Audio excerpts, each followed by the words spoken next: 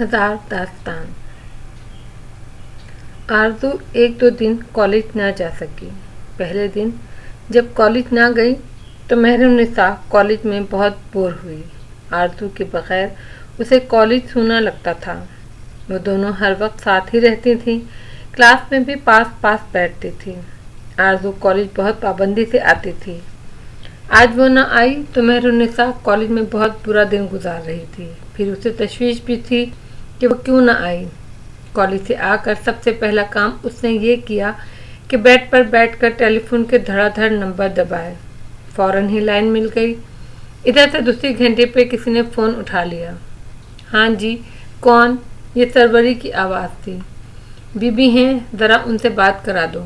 मैं मेहरुन्निसा बोल रही हूँ। अच्छा बीबी। सरवरी ने रिसीवर हाथ पर हाथ रखकर आरज़ू की तरफ देखा। आरज़ू नाश्ते से फारिग होकर टिश्यू पेपर से हाथ मुंह साफ कर रही थी। कौन है? आरज़ू ने पूछा। मेहरुन्निसा बीबी हैं, सरवरी ने रिसीवर उसकी तरफ बढ़ाते हुए कहा। हाँ जी, आरज़ू अपनी आवाज़ में शुफ्तगी पैदा करते हुए बोली। हाँ जी की खाला, आज कॉलेज क्यों नहीं आई? मेहरू गुस्सा हुई। जागती आंखों से रात भर तेरे भाई को ख्वाब देखती रही। सुबह हुई तो दोपहर को आंख खोली, इसीलिए कॉलेज नहीं आई। आरज़ू ने अपनी मखसूस बेतकल्लुफ़ी से कहा। लो भाई, एक ही मुलाकात में ये हाल हो गया। मेहरू ने पूछा। मैं क्या करूं? तेरा भाई है ही ऐसा, जो देखे वो अपनी नींद गवा बैठे। तेरा भाई क्या कर रही है? मेरे भाई का कोई नाम भी है आखिर? हाँ, कितनी अजीब बात है। इतनी देर मुलाकात रही लेकिन मैंने नाम नहीं पूछा, और तू भी कमीनी ऐसी है कि भाई भाई करती रही। ये नहीं हुआ एक मर्तबा उसका नाम ही ले लेती। आरज़ू ने भी गिला किया। मेरे भाई का नाम रामेश है, मेहरुन्निसा ने बताया। क्या शायर हैं? ये तो शायरों वाला नाम है। बाकायदा शायर तो नहीं, अलबत्ता कभी कभी कुछ कह लेते हैं। छपवाते नहीं हैं, कह कर रख लेते हैं, किसी को सुनाते भी नहीं। मेहरू ने बताया। कोई सुनने वाला ना होगा ना? आरज़ू ने छेड़ा। सुनने वाले बहुत, बल्कि सुनने वालियाँ, मेहरू ने हंस कर कहा। खबरदार जो किसी सुनने वाली का जिक्र किया तो कत्ल कर दूंगी, आरज़ू ने अजीब से लहजे में कहा। अरे आरज़ू, क्या तू संजीदा है? मेहरू इसके लहजे से मुतासिर हुई। हाँ, मैं संजीदा हूँ। देखो मेहरू, रामेश ख्याल का अब ख्याल रखना, कोई लड़की इसके नज़दीक ना आने पाए। आरज़ू ने तनबीह की। हाय आरज़ू, अगर ये बात मेरा भाई सुन ले तो पागल हो जाएगा। तो सुना देना उसको, पागल कर देना, आरज़ू ने बड़े ही प्यारे लहजे में कहा। अच्छा तू ये बता, आज कॉलेज क्यों नहीं आई? मेहरू ने मौजू बदला। वो इसका मस्खरापन अब ज़्यादा देर बर्दाश्त नहीं कर सकती थी। यार, तबीयत ठीक नहीं है मेरी, आरज़ू ने सही सूरत हाल बताई। अरे क्या हुआ? मेहरुन्निसा परेशान हो गई। बस यही तो मालूम नहीं है कि क्या हुआ। तू देखेगी तो देखकर हैरान रह जाएगी, बल्कि परेशान हो जाएगी। अरे ऐसा क्या हुआ? एक रात में यूँ लगता है जैसे जिस्म से सारा खून निचड़ गया है। पीली पड़ गई हूँ, दिल पर अजीब सी वहशत तारी है। क़नूद किसी कैफियत से नींद आए जा रही है। 12:30 बजे सोकर उठी हूँ। सितारा बेचारी दरवाज़ा पीट पीट कर हलकान हो गई। फिर उसने टेलीफोन की घंटी बजाकर मुझे उठाया। वो तो अच्छा हुआ बाबा घर पर नहीं हैं, वरना मुसीबत आ जाती। अब तक 6 डॉक्टर सर पर खड़े होते, आरज़ू ने बताया। अच्छा ये बता, कल आएगी ना कॉलेज? हिम्मत रही तो ज़रूर आऊँगी, आरज़ू ने कहा। लेकिन दूसरे दिन वो फिर कॉलेज ना जा सकी। मेहरुन्निसा फिक्रमंद सी घर पहुँची। उसने जल्दी जल्दी खाना खाया, थकी हुई थी। कुछ देर आराम किया। सोकर उठी तो रामेश कहीं बाहर जाने की तैयारी कर रहा था। उसने अपने भाई को आरज़ू के बारे में बताया कि वो 2 दिन से कॉलेज नहीं आ रही है, बीमार है। तो रामेश ख्याल ये सुनकर सोच में पड़ गया। उसका जी चाह रहा था वो अपनी बहन से कहे चलो उसकी अयादत को चलते हैं, लेकिन वो कह न सका। महज अपनी बहन को देखता रह गया। मुझे क्यों घूर रहे हो? मैंने थोड़ी ही उसको बीमार किया है। मेहरुन्निसा ने अपने भाई को तिरछी निगाहों से देखा। मुझे लगता है तुमने ही उसे नज़र लगाई है। सालगिरह वाले दिन इसकी तारीफ करते नहीं थक रही थी। रामेश ख्याल ने उसे घूरते हुए कहा, अरे वाह, मैं उसे क्यों नजर लगाती? नजर उसे आपकी लगी होगी, एक टुक देखे ही जा रहे थे। उसने जवाबी हमला किया। आरजू को क्या हुआ है? रामेश ख्याल ने पूछा। टेलीफोन पर बात हुई थी, कह रही थी तबीयत खराब है। तो फिर तुम उसे देखने नहीं गई? किसके साथ जाती भाई? आप कहाँ जा रहे हैं? आप चले ना मेरे साथ। मेहरुन्निसा ने इस्तदा की। भाई मैं तो अपने एक दोस्त के घर जा रहा था। खैर चलो, तुम्हारे साथ चलता हूँ। दोस्त को फ़ोन कर देता हूँ। भाई का जवाब सुनकर मेहरुन्निसा हैरान रह गई। ऐसा हरगिज़ तवक्को न थी कि रामेश इस कदर जल्द जाने के लिए तैयार हो जाएगा। वो सोच रही थी जाने का जिक्र सुनकर वो 6 बहाने बनाएगा, गाड़ी की चाबी घुमाता हुआ पूरे इत्मीनान से इसके सामने से गुजर जाएगा। भाई आप 1-2 दिन में कुछ ज़्यादा अच्छे नहीं हो गए? मेहरुन्निसा ने गाड़ी का दरवाज़ा बंद करते हुए कहा। तुम क्या कहना चाह रही हो? रामेश ख्याल ने गाड़ी स्टार्ट करके उसे देखा। एक तो तुम्हें तुम्हारे दोस्त के पास ले जा रहा हूँ, ऊपर से तुम बातें बना रही हो। चलो ना जाओ। अरे नहीं भाई, नाराज ना हो। वो संभल कर बैठ गई। बंगले के ऊंचे गेट पर गाड़ी रुकी तो एक गार्ड बड़ी मुस्तैदी से चलता उनके नज़दीक आया, जबकि दूसरा गार्ड गेट पर ही खड़ा रहा। जी सर। गाड़ी के नज़दीक आने पर गार्ड ने मुअद्दबाना अंदाज में कहा। आरजू बीबी से मिलना है। रामेश के बजाय मेहरुन्निसा ने जवाब दिया। मेरा नाम मेहरू है, मैं उनकी दोस्त हूँ। अच्छा ठीक है, 1 मिनट ठहरिए। गार्ड ये कहकर वापस चला गया। इस बड़े गेट में बने छोटे गेट से वो अंदर दाखिल हो गया। बड़ा ही हिफाजती पहरा है। खैर तो है? रामेश ने पूछा। ये सब आरजू ही के लिए है, मेहरू ने बताया। अच्छा, क्या वो कॉलेज भी गार्ड के साथ जाती है? जी भाई, मेहरुन्निसा ने जवाब दिया। भाई आरजू की अम्मी नहीं है, खुद आरजू भी बचपन में गुम हो गई थी। अच्छा, क्या हुआ था? रामेश ने पूछा। मेहरुन्निसा इसकी बात का कोई जवाब देती, इतने में गार्ड अंदर से बरामद हुआ। उसने गेट के दोनों पट खोल दिए। रामेश ख्याल अपनी गाड़ी अंदर ले गया। गार्ड ने इंटरकॉम पर मेहरुन्निसा के आने की इत्तला दी थी। उसको अंदर आने की इजाज़त देकर वो खुद भी बंगले के दरवाजे पर पहुंच गई। वो दोनों गाड़ी से उतरे तो आरजू सामने खड़ी थी। इसने दोनों को ले जाकर ड्राइंग रूम में बिठाया। मेहरुन्निसा इसके बराबर सोफे पर बैठ गई, जबकि रामेश ख्याल इन दोनों के सामने बुर्जुमान हो गया। रामेश ख्याल ने इसका चेहरा देखा तो कुछ परेशान हुआ। इसका चेहरा फीका सा हो गया था। वो खासी कमज़ोर दिखाई दे रही थी। इससे पहले कि मेहरुन्निसा इससे हाल हवाल पूछती, रामेश बेख्तियार बोल पड़ा। क्या हुआ है आपको? कुछ पता नहीं, आरजू ने रामेश की आंखों में देखते हुए कहा। जो कुछ हुआ अचानक ही हुआ। सालगिरह की रात अच्छी भली थी, सुबह सोकर उठी तो हालत ख़राब थी।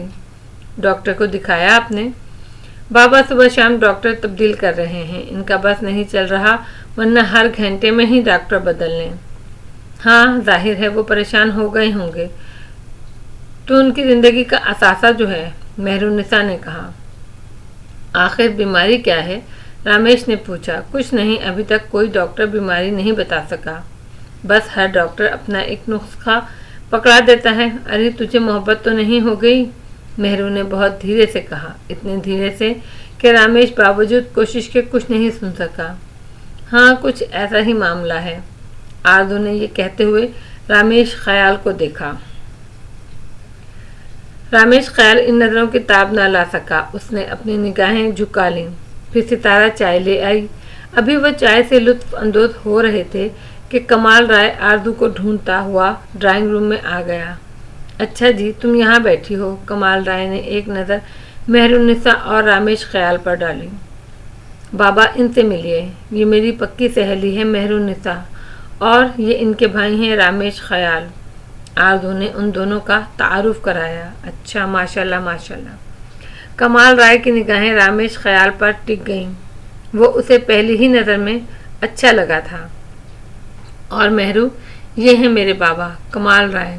बाप ने आरजू ने अपने बाप का तारुफ कराया। मौसीकी में इनकी जान है।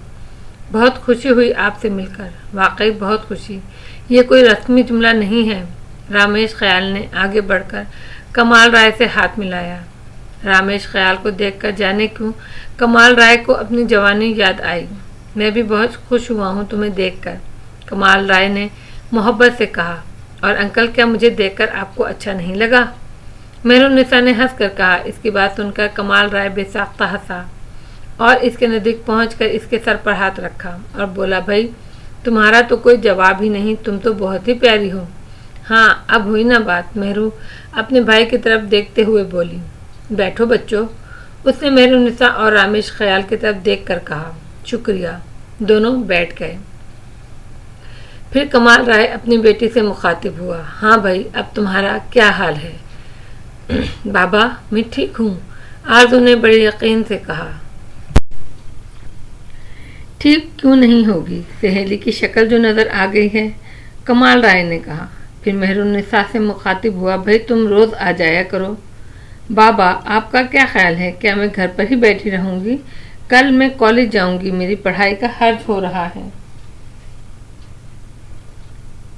कॉलेज चली जाना बेटा, तुम्हारी तबीयत तो ठीक हो जाए, कमाल राय फिक्रमंदी से बोला।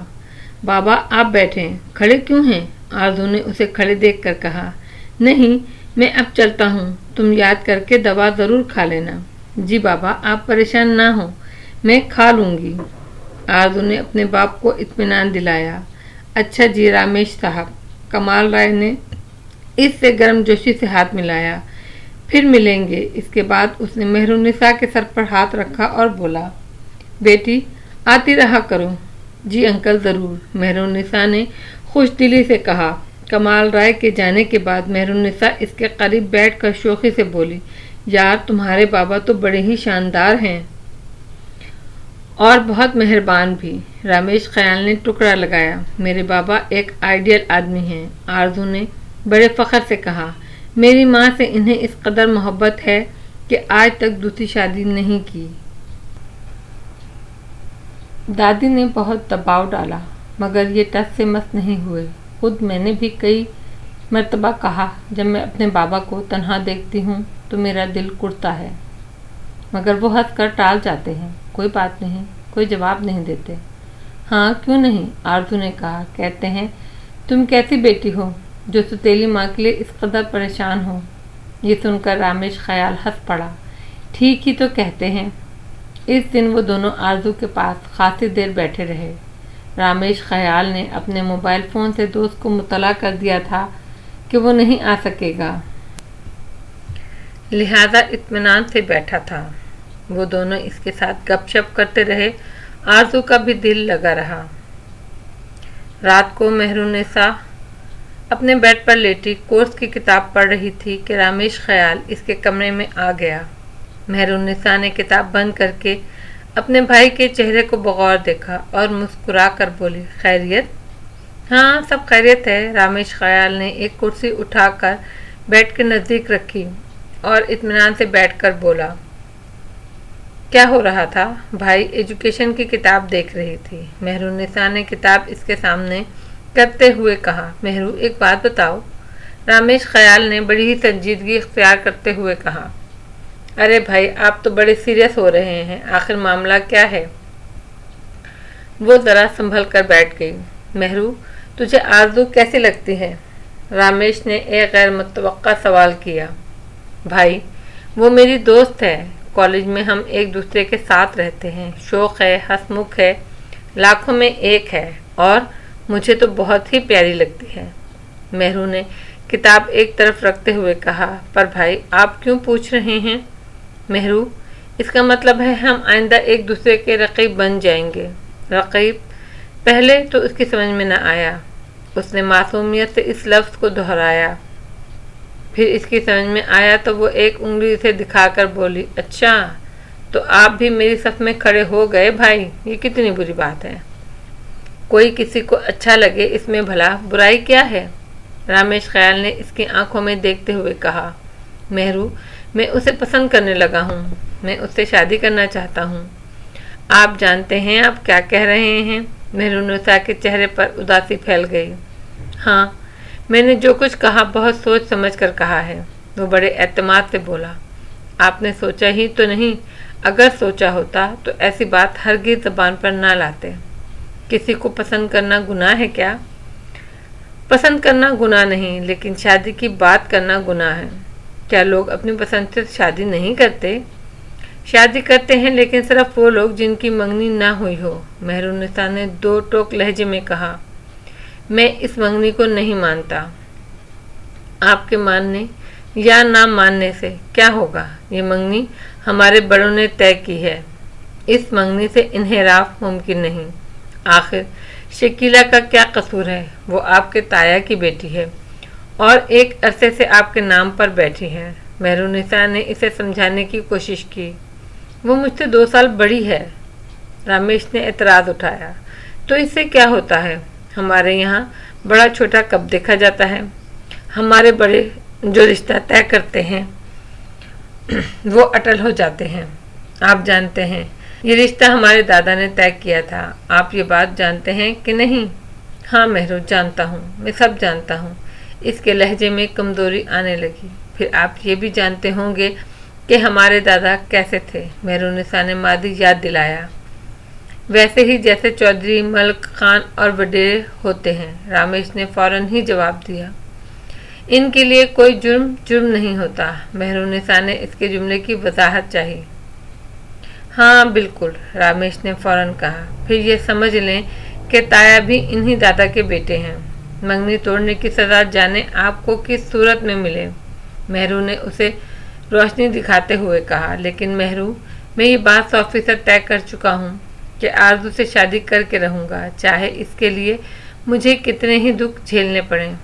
उसने अंधेरे कबूल करने का अहद किया। भाई, क्या ये एकतरफा फैसला नहीं? मेहरुन्निसा ने अब गुफ्तगू का रुख दूसरी तरफ तब्दील किया। मैं समझा नहीं। रमेश ख्याल ने उसे सवालिया निगाहों से देखा। आप आरज़ू से शादी उसी वक्त करेंगे ना जब वो और उसके वालिद इस शादी पर रजामंद हो जाएंगे। आज आप इसके बाबा को भी देख कर आए हैं। मुझे तो वो राजा महाराजा से कम नज़र नहीं आते। मेहरू, मेरी बहन, फिर मैं क्या करूं? आरज़ू मुझे ना मिली तो फिर मेरे पास कुछ भी नहीं बचेगा।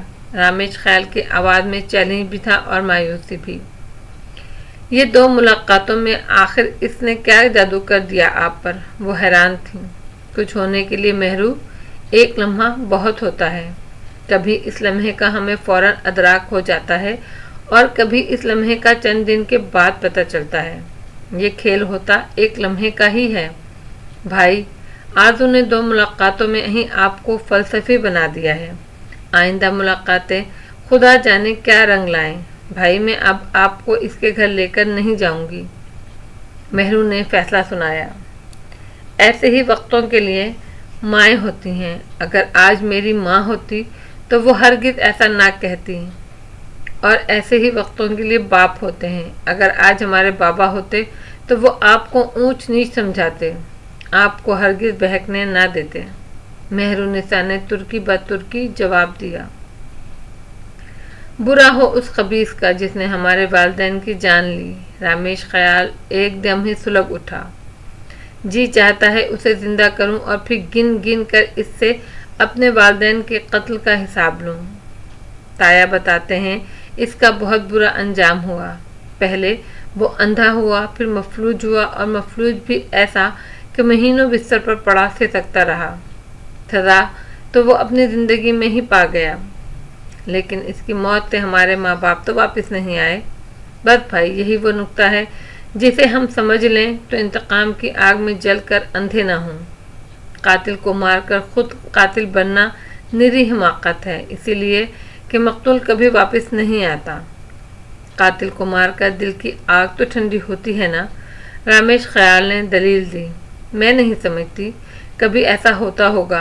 किसी की जान लेना खुद को हलाकत में डालना है। अलबत्ता कातिल को माफ़ कर देना या सब्र करना ज़रूर दिल की आग को ठंडा करने का मौजब हो सकता है। अल्लाह सब्र करने वालों के साथ है और जुल्म करने वालों को वो कभी नहीं बख्शता। अब देख लेना रोशन गोट के रोशन राय का क्या हशर हुआ। इसका अंजाम सब ने देखा। चलो छोड़ो इन पुरानी बातों को। बात कहाँ से कहाँ पहुँच गई। गड़े मुर्दे उखाड़ने से क्या फ़ायदा। हाँ, तो मैं कह रहा था। वो कहते कहते रुका, अपनी बहन को मरती जियाना नज़रों से देखने लगा। مہرالنساء کے اختیار میں ہوتا تو وہ کل ہی ان دونوں کا نکاح پڑھوا دیتی، لیکن وہ جانتی تھی کہ اس کا بھائی کیا مانگ رہا ہے۔ وہ اپنے بھائی کو آگ سے کھیلنے کی اجازت ہرگز نہیں دے سکتی تھی، لیکن وہ اسے صاف طور پر انکار بھی نہیں کر سکتی تھی۔ اس لیے اس نے دھیرے سے کہا، اچھا بھائی، میں اس موضوع پر آرزو سے بات کرنے کی کوشش کروں گی۔ اس کی رضامندی کے بغیر تو یہ بات آگے نہیں بڑھ سکتی نا۔ مہرالنساء، اس سے کہہ دینا اگر وہ مجھ سے شادی کرنے کے لیے راضی نہ ہوئی تو پھر اس کی شادی کسی سے نہ ہو سکے گی، رامیش نے تیکھے لہجے میں کہا، اور پھر ایک لمحہ بھی اس کے کمرے میں نہ رکا۔ بھائی کا یہ رویہ اس کے لیے بالکل نیا تھا، ورنہ وہ تو اسے نرم حلیم اور شاعرانہ مزاج رکھنے والا لڑکا سمجھتی تھی، لیکن رامیش خیال تو اندر سے وڈیرا ہی نکلا۔ آخر کو وہ ایک زمیندار کا پوتا تھا۔ خون نے بلا آخر رنگ دکھایا۔ آرزو نے 2 دن بعد کالج جانا شروع کیا۔ اس کی طبیعت اب بحال ہو گئی تھی، چہرے کی سرخی آہستہ آہستہ واپس آ رہی تھی۔ ان میں چند دن لگے، لیکن نقاہت 2 دن میں دور ہو گئی۔ نشے کسی کیفیت بھی نہ رہی، پھر وہ نارمل ہو گئی۔ پیٹ پر سانپ کے ڈسے کے نشان اب بھی موجود تھے۔ پہلے وہ 2 ننھے سے گڑھے تھے جن کی رنگت نیلی سی تھی، اب وہ دونوں گڑھے بھر کر دانوں کی شکل اختیار کر گئے تھے اور سرخی مائل ہو گئے تھے۔ وہ اس معاملے کو باوجود کوشش کے سمجھ نہیں پائی۔ سنہری سانپ کو اس نے اپنی آنکھوں سے دیکھا تھا، اس نے اسے ڈسا بھی تھا، پیٹ پر اس کی نشانی بھی موجود تھی، لیکن اس ڈسنے کا اثر کسی خطرناک صورت میں نہیں تھا۔ اس نے اس معاملے کو اپنے تک محدود رکھا تھا، کسی کو کچھ نہیں بتایا۔ اگر یہ بات کسی طرح کمال رائے کو معلوم ہو جاتی تو جانے اس پر کیا گزرتی۔ آرزو میں اس کی جان تھی۔ یہی وجہ تھی کہ جب وہ آرزو کو لے کر کراچی منتقل ہوا تھا تو اس نے آرزو کو سختی سے تنبیہ کی تھی کہ وہ کسی کو اپنی فیملی بیک گراؤنڈ کے بارے میں کچھ نہ بتائے۔ اس نے اسے اپنا نام بھی بتانے کے لیے منع کر رکھا تھا، پھر کچھ عرصے کے بعد صرف کمال بتانے کی اجازت دی۔ اس کی ایک وجہ صاف تھی کہ ایک تو روشن گوٹ میں کچھ پراسرار قوتیں آرزو کے پیچھے لگ گئی تھیں، وہ اسے اپنے ساتھ اڑا لے جانا چاہتی تھیں۔ پھر کنگن پور والوں سے دشمنی کا شاخسانہ بھی تھا۔ اگرچہ راجہ سلیم صفائے ہستی سے مٹ چکا تھا، پھر بھی احتیاط لازمی تھی۔ اب ان واقعات کو 10 سال کا عرصہ گزر چکا تھا۔ کمال رائے کو آرزو کی طرف سے قدرے سکون تھا۔ وہ خوش تھا کہ روشن گوٹ سے اس کا منتقل ہونا مفید ثابت ہوا۔ آرزو اگرچہ 15ویں سال میں لگی تھی، لیکن اس نے قد کاٹ خوب نکالا۔ وہ دیکھنے میں 16-17 برس کی لگتی تھی۔ کمال رائے چاہتا تھا کوئی اچھا سا بر تلاش کر کے وہ اس کی شادی جلد کر دے، اور اپنے آس پاس کے لڑکوں پر وہ نظر بھی رکھے ہوئے تھا۔ ایک رات روشن گوٹ سے نفیسہ بیگم کا فون آیا۔ نفیسہ کا فون آنا کوئی ایسا مسئلہ نہ تھا، وہ کمال رائے اور آرزو کی خیریت معلوم کرنے کے لیے فون کیا ہی کرتی تھی، لیکن یہ فون قیامت کی خبر لایا۔ یہ فون نفیسہ بیگم نے کیا اور وہ انہیں بڑے آرام سے بتا رہی تھی کہ بیٹا، میں نے آرزو کی بات پکی کر دی ہے، تم کل روشن گوٹ آ جاؤ۔ کیا؟ کمال رائے سر پکڑ کر بیٹھ گیا۔ یہ ایک بے آواز دھماکہ تھا، ایسا دھماکہ جس نے کمال رائے کے جسم کے بجائے روح میں شگاف ڈال دیا۔ اس کی سمجھ میں نہیں آیا یہ ماں کو اچانک ہوا کیا۔ آرزو کون سا اتنی بڑی ہو گئی تھی کہ اس کے رشتے آنے بند ہونے والے تھے۔ بے شک وہ سن بلوغت کو پہنچ چکی تھی، لیکن ابھی اس کی عمر ہی کیا تھی؟ ابھی اس نے زندگی کی 15ویں سیڑھی پر قدم رکھا تھا۔ پھر وہ اتنی حسین لڑکی تھی کہ راہ چلتے اس کے رشتے ملتے تھے۔ اسے رشتوں کی کیا کمی تھی؟ یہ ماں نے نہ جانے کہاں بات پکی کرنے کی حامی بھری ہے۔ اسے یقین تھا کہ 8 بھائیوں کی اولاد میں سے ہی کوئی لڑکا آرزو کے لیے منتخب کیا گیا ہوگا۔ ماں نے بھی حد کر دی۔ یہ ٹھیک ہے کہ وہ لڑکی کی دادی تھی، وہ اس کے لیے کسی لڑکے کا انتخاب کر سکتی تھی، لیکن وہ بھی تو آخر لڑکی کا باپ تھا، اور ایسی لڑکی کا باپ کی جس کی وجہ سے اس نے اب تک دوسری شادی بھی نہیں کی تھی۔ اسے ماں نے یکسر نظر انداز کر دیا۔ کمال رائے نے فون پر زیادہ بات نہ کی۔ اپنے غصے پر قابو پاتے ہوئے صرف اتنا کہا، ماں میں کل آ رہا ہوں، میرے آنے کا انتظار کریں، آرزو کا ہاتھ میں ذرا سوچ سمجھ کر ہی کسی کے ہاتھ میں دوں گا۔ نفیسہ بیگم کو کمال رائے کی یہ بات زیادہ پسند نہیں آئی۔ اس کا خیال تھا کمال رائے بات پکی ہونے کا ذکر سن کر کھل اٹھے گا، اپنی ماں کی اس دانش مندی پر داد دے گا، لیکن یہاں تو داد دور کی بات، اس نے تو یہ بھی نہیں پوچھا کہ ماں لڑکے کا نام کیا ہے۔ جب وہ دوسرے دن روشن گوٹ پہنچا تو لڑکا حویلی میں آیا بیٹھا تھا۔ لڑکے کے ماں باپ بھی تھے۔ کمال نے صحیح اندازہ لگایا تھا، وہ 7ویں ماموں کا 8واں بیٹا تھا۔ عمر تو خیر اس کی ٹھیک تھی، وہ 21-22 سال کا ہوگا، باقی کچھ بھی ٹھیک نہ تھا۔ لڑکے کو دیکھ کر عقل پر رونا آیا۔ لڑکا بامشکل میٹرک پاس تھا، سیاہ چمکتا ہوا رنگ، پہلوانوں جیسا قد و کاٹ، بغل میں ریوالور، کاندھے پر گولیوں کی پیٹی، کرف لگے سفید کپڑے۔ کمال رائے اپنی ماں کو ڈرائنگ روم سے بیڈ روم میں لے آیا اور جذبات پر قابو پاتے ہوئے دھیمے لہجے میں بولا، ماں تم نے یہ لڑکا منتخب کیا ہے اپنی آرزو کے لیے؟ ماں کیا وہ تمہاری پوتی نہیں؟ ارے تبھی تو اس کے لیے فتح محمد کو پسند کیا ہے، یہ بھائی فیض کا سب سے لائق بیٹا ہے۔ ماں نے بڑے ہی اطمینان سے کہا۔ ماں ایم اے کیے ہوئے ہے کیا؟ کمال رائے کے لہجے میں اب طنز تھا۔ ارے ایم اے پاس کیا کرنا ہے، کون سی اس نے نوکری کرنی ہے، زمینداری ہی تو ہے، اس کے لیے میٹرک پاس ہونا بھی بہت ہے۔ نفیسہ بیگم نے اس کے طنز کی پرواہ نہیں کی۔ اور ماں شکل اور صورت، تم نے اپنی آرزو کو تو دیکھا ہوگا۔ کمال رائے نے بھرپور وار کیا۔ لے اپنی آرزو کے لیے بہت اچھا ہے، اور پھر مرد کی شکل اور صورت کب دیکھی جاتی ہے؟ زمیندار باپ کا زمیندار بیٹا ہے، 6 فٹ کا جوان ہے، ہمیں کیا چاہیے؟ اور ماں مجھے اس لنگور کو نہیں دینی اپنی بیٹی۔ اور ماں اب ایک بات غور سے سن لو، تمہیں اب آرزو کا رشتہ ڈھونڈنے کی ہرگز ضرورت نہیں۔ کمال رائے کے لہجے میں تن بھی تھی۔ ارے تو کیا زندگی بھر بٹھا کر رکھے گا اپنی بیٹی کو؟ ماں ابھی اس کی عمر ہی کیا ہے، 15ویں میں لگی ہے۔ میں لڑکیوں کی شادی جلد کرنے کے حق میں تو ہوں، لیکن اتنی جلدی بھی نہیں کروں گا کہ کسی لنگور کے ہاتھ میں اس کا ہاتھ پکڑا دوں۔ لیکن بیٹا میں نے بھائی فیض محمد کو زبان دی ہے۔ ماں یہ تو تم نے عقل مندی کا ثبوت نہیں دیا نا، کمال رائے تیز لہجے میں بولا۔ اب آپ اپنے بھائی سے کہہ دو کہ آرزو ابھی پڑھ رہی ہے، میں اس کی شادی 7-8 سال سے پہلے نہیں کروں گا۔ اگر وہ اس بات پر راضی ہو گئے تو، نفیسہ بیگم نے خدشہ ظاہر کیا، پھر مجھے خودکشی کرنا ہوگی۔ کمال رائے نے جھنجھلا کر کہا، اچھا چل میں انہیں کسی طرح ٹالتی ہوں، اب تو ان کے سامنے نہ پڑھنا، بہتر یہ ہے کہ فوراً کراچی واپس چلا جا۔ نفیسہ بیگم نے راہ دکھائی۔ ٹھیک ہے ماں میں واپس جا رہا ہوں، یہ کہہ کر کمال رائے حویلی سے اس طرح بھاگا جیسے اس کے پیچھے ڈاکو لگے ہوں۔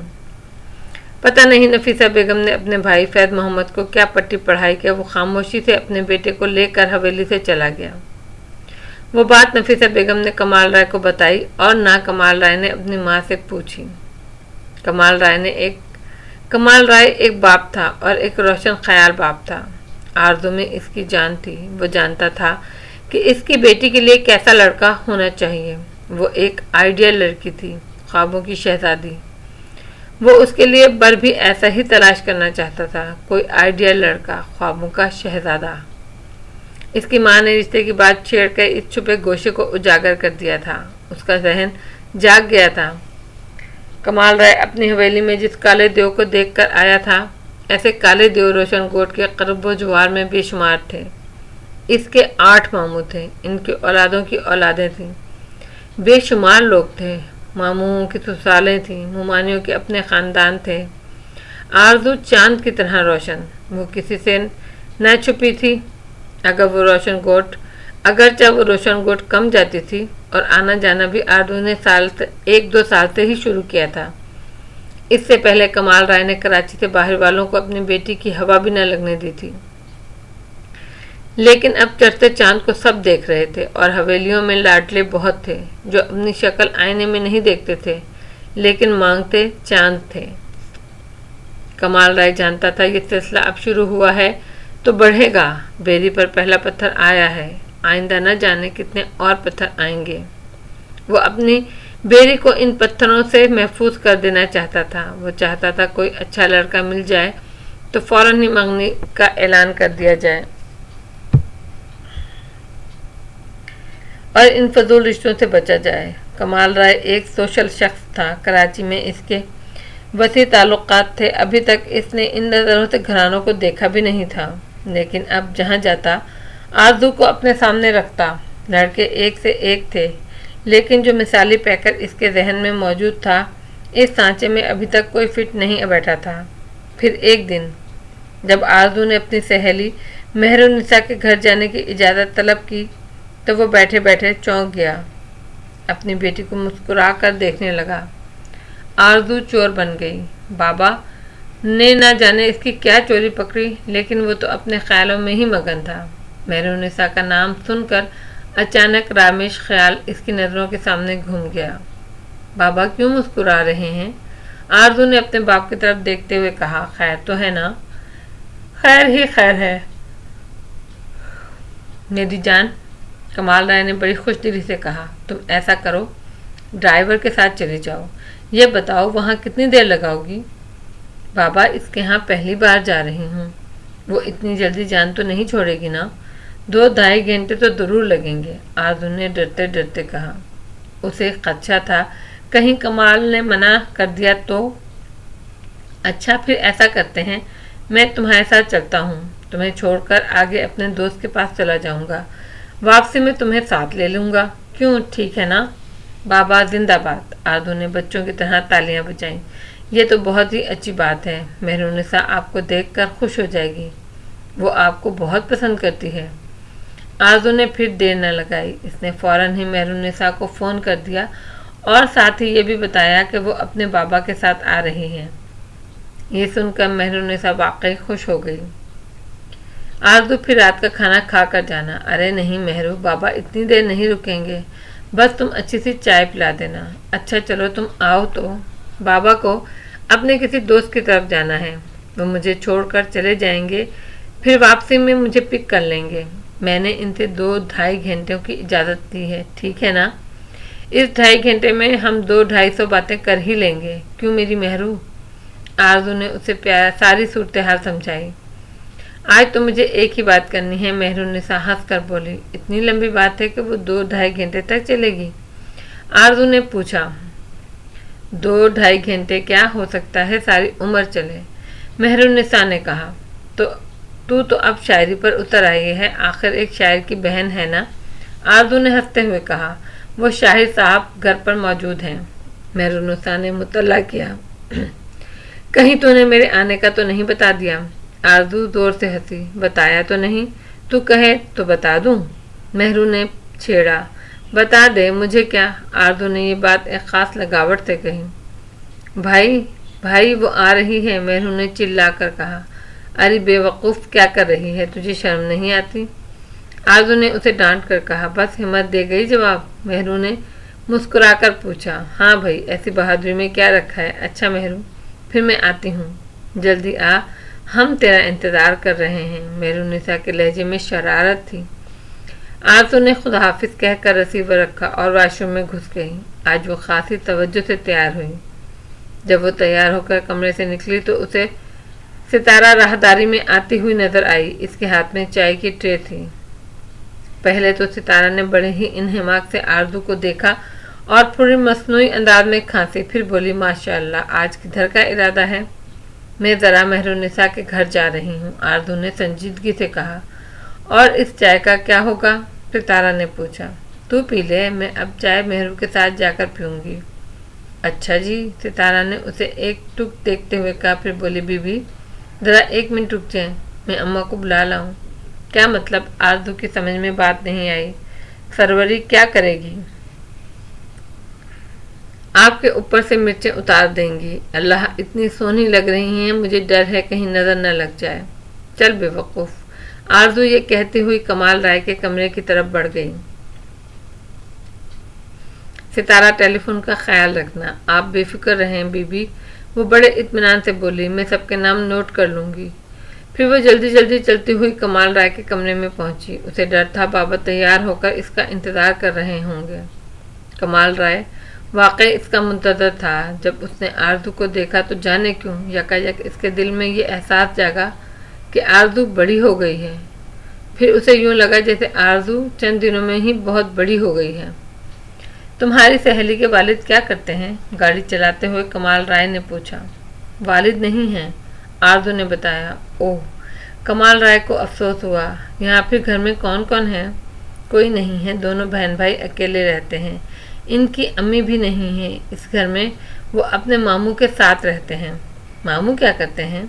कमाल ने पूछा। बाबा, पता नहीं, इस मौजू पर कभी बात हुई ही नहीं, आरज़ू ने बेनियाजी से कहा। इसकी समझ में नहीं आया कि बाबा मेहरुन्निसा के घर वालों के बारे में इस कदर दिलचस्पी क्यों ले रहे हैं। वो अपने बाप की फितरत से अच्छी तरह वाकिफ थी। वो अपने काम से काम रखने वाले आदमी थे, लिहाजा जितना बता दिया जाता इस पर कनात कर लेते थे। फिर उस मौजू को छोड़कर इधर उधर की बातें करते रहे। बातों बातों में वो मालवी का जिक्र निकल आया तो उसके जिक्र ले बैठे। कमाल राय अक्सर इससे इसकी माँ की बातें करता रहता था। बेचारी आरज़ू को तो अपनी माँ के बारे में कुछ पता न था, उसने तो उसे देखा तक न था। अलबत्ता इसकी तस्वीरें ज़रूर देखी थी। एक बहुत बड़ी तस्वीर कमाल राय के कमरे में लगी थी। वो अक्सर इस तस्वीर को खड़े होकर देखती रहती थी। उसे अपनी माँ के बारे में बातें करने और सुनने का बहुत शौक़ था। ज़्यादातर बातें कमाल राय ही करता था। वो ये बातें थीं जिन्हें बेशुमार मर्तबा वो सुन चुकी थी, लेकिन इन बातों को बार बार सुनकर वो बोर नहीं होती थी। वो अपनी माँ की बातें इसी तरह सुनती जैसे पहली मर्तबा सुन रही हो।